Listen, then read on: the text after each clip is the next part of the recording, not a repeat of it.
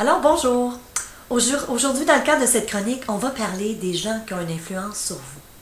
Quand je parle des gens qui ont une influence sur vous, il y a des gens qui vont dire « Non, non, moi je suis absolument pas influençable, je prends mes propres décisions, je me laisse pas influencer parce que les autres vont penser. » Je vais vous dire une chose, souvent la réalité est tout autre.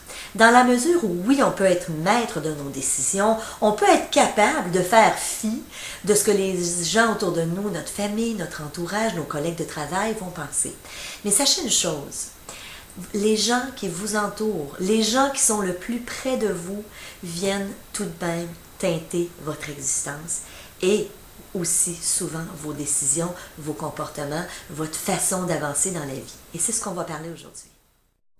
Alors, dans quelle mesure les gens autour de vous ont une influence sur vous? Bien, évidemment, ce qu'on doit réaliser, et que j'ai trouvé extraordinairement intéressant lorsque j'ai entendu cette statistique, vous êtes la somme des 5 personnes que vous fréquentez le plus souvent.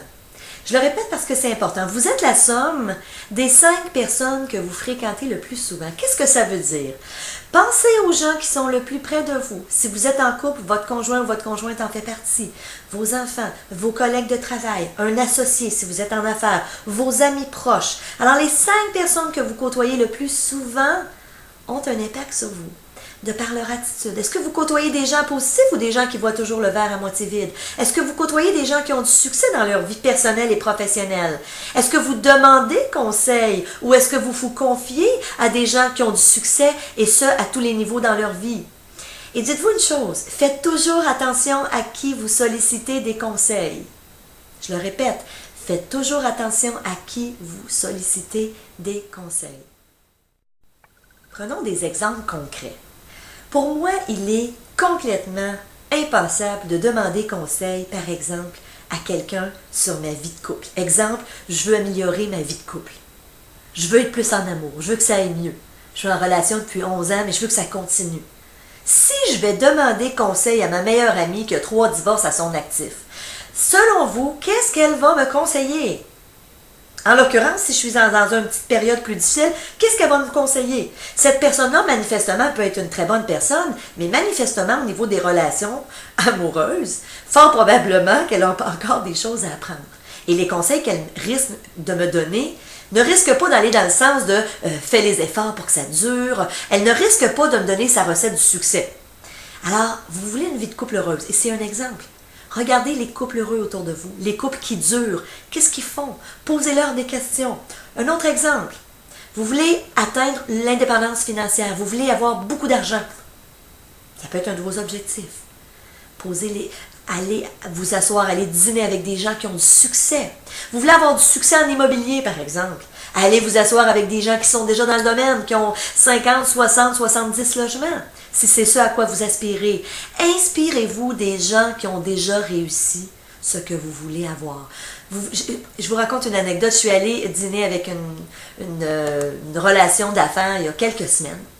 Et c'était extraordinaire parce que cette dame-là me disait « Je suis mère de 2 adolescents, 2 jumeaux. » Et je trouvais ça beau parce qu'elle me dit, tu sais Stéphanie, l'adolescence, c'est pas du tout ce qu'on en dit. Elle dit, moi, j'ai aucun problème, ça va super bien. Et je lui disais, tu sais quoi? Je suis persuadée que ça va être la même chose pour moi.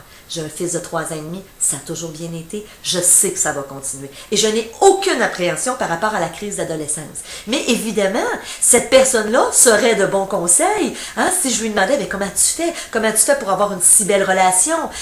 Comment tu penses? Cette personne-là pourrait bien me conseiller beaucoup mieux qu'une personne qui a de la difficulté avec ses ados et qui dit, mon Dieu, l'adolescence, c'est l'enfer, j'ai juste hâte qu'ils s'en aillent de la maison. Vous êtes d'accord avec moi? Donc, faites attention à qui vous demandez conseil. Faites attention à qui vous vous confiez.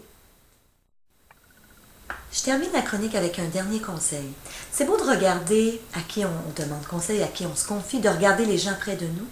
Mais je dis très souvent, que ce soit en conférence ou lorsque je fais des rencontres en coaching ou en psychothérapie, je dis très souvent aux gens, tu as le droit de faire du ménage dans ta vie.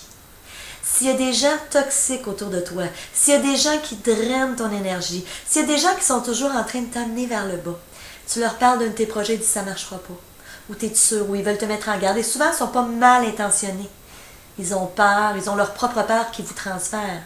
Mais vous avez le droit de prendre du recul ou de leur dire, regarde, à ce niveau-là, j'aimerais mieux me faire une idée moi-même. Parce qu'on sait, hein, on sait c'est qui ces gens-là. Et même, vous avez le droit de prendre du recul de certaines de ces relations, si ce sont des relations toxiques. Moi, j'ai toujours des relations à sens unique. Une relation où tu donnes et que tu reçois jamais. Quand c'est le temps pour toi de recevoir, c'est jamais ton tour. Pour moi, c'est pas avantageux. Et je dis toujours aux gens, quand tu donnes dans la vie, tu reçois. Ça devrait être comme ça. Alors, je vous souhaite une bonne continuité, je vous souhaite du succès, je vous souhaite de vous entourer de belles, de bonnes personnes, de gens positifs. Faites attention à ce que vous regardez aussi à la télé, faites attention à ce que vous lisez. Lisez des choses de positivisme, lisez des livres qui vont vous donner des outils. Alors, je vous souhaite un bon succès.